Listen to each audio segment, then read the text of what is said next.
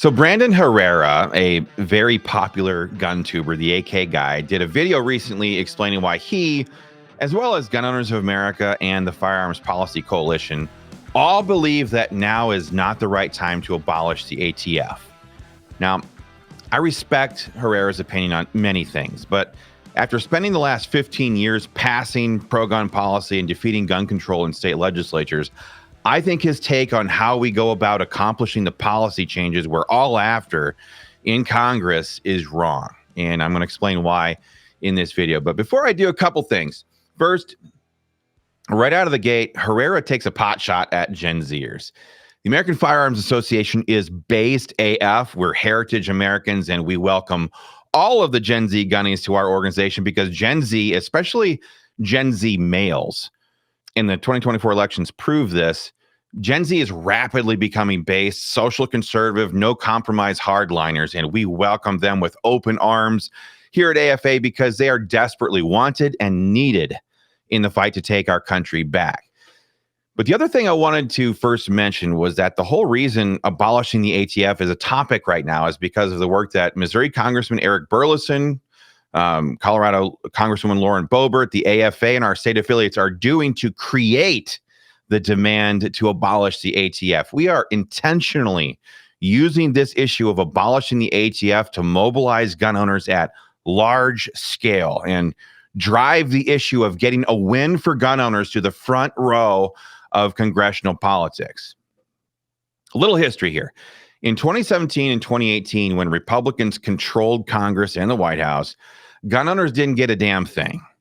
NRA and GOA were pumping national reciprocity, but then they let the House load it up with gun control, so the grassroots killed it. And of course, the Senate was very happy to do nothing. So we got nothing during that 2-year window of opportunity. We founded the American Firearms Association in direct response to that wasted opportunity.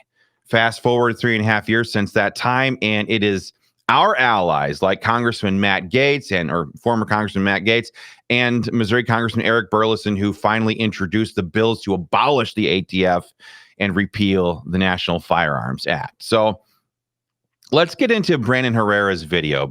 Herrera's major thesis as to why now is not the right time to abolish the ATF is essentially two-pronged. First, we should not abolish the ATF until after we've repealed the National Firearms Act, the Gun Control Act of 1968, the Brady Act of 1993, and the Hughes Amendment, because if we don't do that, if we don't do that in sequential order, those laws will still be on the books and enforcement would then fall to either the FBI or the Justice Department, both of which are larger government agencies and better funded. I'll flesh that one out in just a moment. But the other prong of his theory here is that before we can abolish the ATF, we need someone hardcore right wing to become ATF director, unwind a bunch of things, and then close it down after that. Those are his two main points. As I unpack why I think he's wrong, just keep this in mind. I'm not a gun tuber. I work in the world of gun politics. We work in the world of gun politics. The guys that founded and work with me here at the American Firearms Association and the state groups that we work for have spent the last 15 years passing pro-gun policy and defeating gun control bills in state legislatures all across the country. We've been mobilizing gun voters, blocking gun control bills, writing pro-gun bills, dropping targeted politicians at home in their districts, exposing rhinos in Republican primaries, sticking cameras in politicians' faces, recruiting pro-gun candidates, choking the life out of political careers, and shot-calling pro-gun policy into becoming law. In fact, that's why we picked Congressman Eric Burleson from Missouri to introduce Abolish the ATF for us.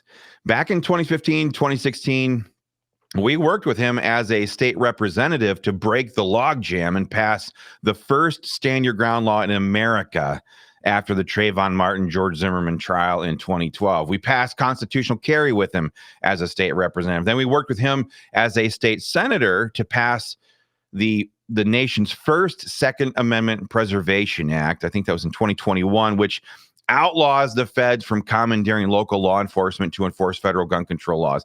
And now he's in Congress. But it's safe to say that Congressman Eric Burleson has passed more gun policy into law than any other member of Congress, bar none. So that's the perspective we approach the world of gun policy and politics from. So now let me get back to Herrera's thesis number one, that we have to first repeal the NFA, GCA, Brady bill, and the Hughes Amendment before we can abolish the ATF. And if we don't, that it's going to fall to DOJ and FBI, which have money and manpower.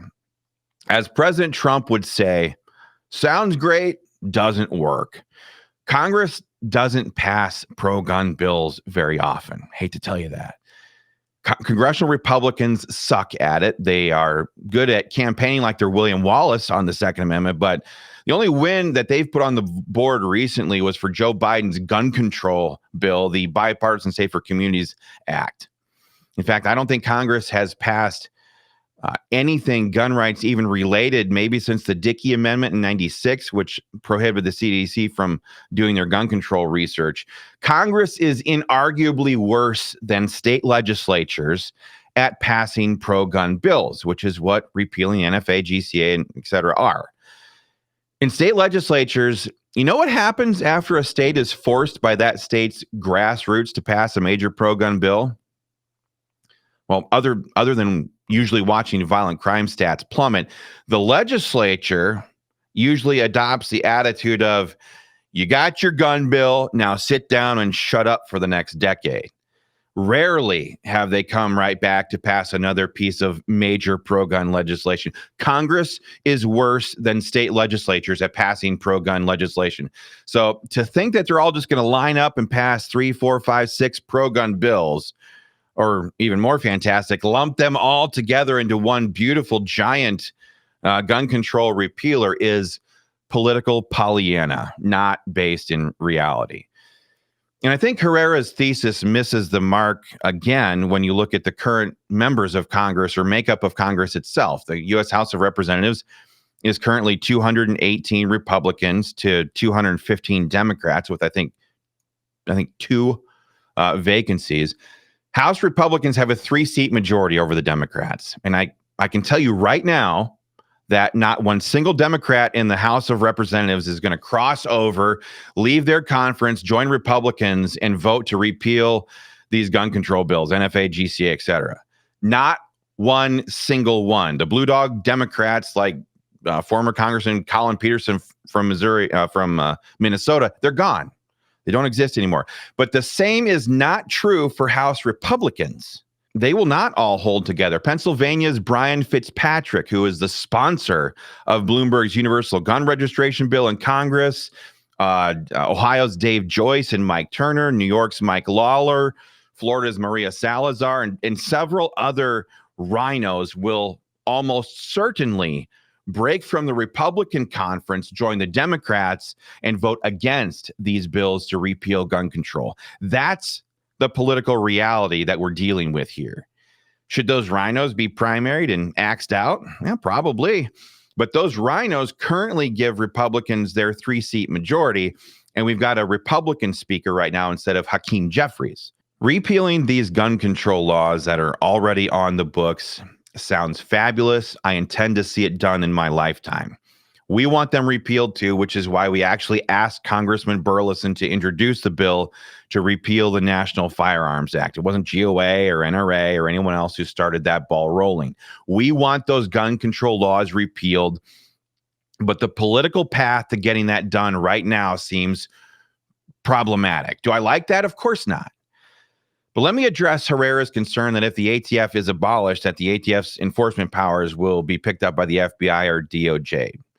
In the short term, of course, Kash Patel is about to take over the FBI, so that's good news. But the ATF is already part of the DOJ, just to be clear on that. And the FBI can already enforce federal gun laws if they wanted to or were directed to by whoever the president of the United States is. For example, like right now, President Trump has currently directed the ATF to assist ICE with deportations. We love that. The only reason FBI and DOJ don't right now enforce federal gun laws on a wide scale is because of their focus points and the memorandum of understandings, I think, that exist between the entities, which are all part of the Department of Justice. There's no law preventing them from simply adopting those enforcement policies now. Will a radical right-winger be nominated and confirmed by the Senate to get in there for a year and close the agency down? That sounds great. Could Blake Masters or Brandon Herrera himself get in there and do the job? That would be fantastic. But the ring of power corrupts. And if someone gets in there to start unwinding it, undoing all the rules and so forth, they're going to have to answer to Attorney General Pam Bondi, who is not the biggest friend of gun owners in the world and who loves the ATF. She's a huge supporter of red flag laws, for example. My point is the number of promises made to downsize government is dwarfed by the times Republicans expanded governments. That's political reality. That gets me to my main point why Brandon Herrera, while having some solid concerns and who clearly supports the right policy, is wrong. And that is simply the political environment we are in. We are in a white-hot political environment if you consider the concept of abolishing the ATF. Everyone is talking about getting rid of agencies, getting rid of corruption. We've got the world's richest man tweeting about getting rid of the ATF. They just abolished the $50 billion a year USAID. We've got Kash Patel taking over for the FBI. We've got a president who is executing a revenge operation on the deep state. We've got Vice President J.D. Vance, who openly supports abolishing the ATF. This is about striking when the fire is hot, and it is glowing hotter than it has ever glowed for abolishing the ATF. In his opening statement, Herrera said that we've got a unique opportunity to do something amazing to protect gun owners in America for generations to come, and that we have like a 2-year or possibly a 4-year window to abolish the ATF. Sadly, that is not guaranteed to be the case. We have a limited window of time, which we're in right now, to focus on policy, because very quickly the politicians will switch focus to the next election cycle. Virginia's gubernatorial elections are this November. There will be special elections that come up that everybody will obsess over. And if any of those do not go our way, all of Congress will quickly go limp, and they won't want to do anything for fear of retribution in the next elections. That's the way this works. We have lived, worked, and operated in the world of gun politics for the last 15 years. The guys here at AFA, the American Firearms Association, aren't inside the Beltway libertarians that obsess about which bow ties we're going to wear to impress at the office. We've been slugging it out and bare knuckles brawling out in the field with guys like Congressman Eric Burleson, forcing gun policy into positions to pass. And I'm telling you, right now is the best chance I've ever seen at abolishing the ATF. But the same isn't true about repealing those gun control laws, as much as I hate it. The 3-letter gun rights groups haven't ever put legislative wins up on the board. That's the sad reality of it. They're good at lawsuits. There's no denying that. But legislative policy, they are not. I agree with Herrera when he said that we need to be smart about the way we do it. So with Burleson and Boebert leading the charge, Trump in the White House wanting to slash federal overreach and gut the regulatory state, with the richest man in the world helming the Department of Government Efficiency and tweeting about abolishing the ATF, with rhino congressmen far more likely to get in line to abolish an agency rather than repeal the gun control laws they support, and with a lawless rogue agency that is so scandal-ridden that they cannot hide it, and with an American electorate eager to start this momentum and getting a real win on the board, the momentum is here now. If we're ever going to get rid of a tyrannical agency that the public openly sees as lawless, it's during a period where there's both political will and a mandate from the voters to take off its head. Now is not the time to pump the brakes and wait until everything is perfect for all the stars to align. It's time to hammer on the gas and tear this agency down to the bricks so that the whole country can see what happens to gun grabbers when you weaponize government against we the people. This tactic wins. That tactic wins. Years ago, when a few of us launched a national effort to pass constitutional carry, a whole segment of gun owners stood up and shouted that America's not ready for constitutional carry. We need to focus on zeroing out the permit fees, and then we can work on constitutional carry after that. Of course, most of that crowd were trainers, but we could have pumped the brakes. We could have. Instead, we ignored them. We rolled up our sleeves in the state legislatures, destroyed myriad political careers, and went from 2 to 29 constitutional carry states.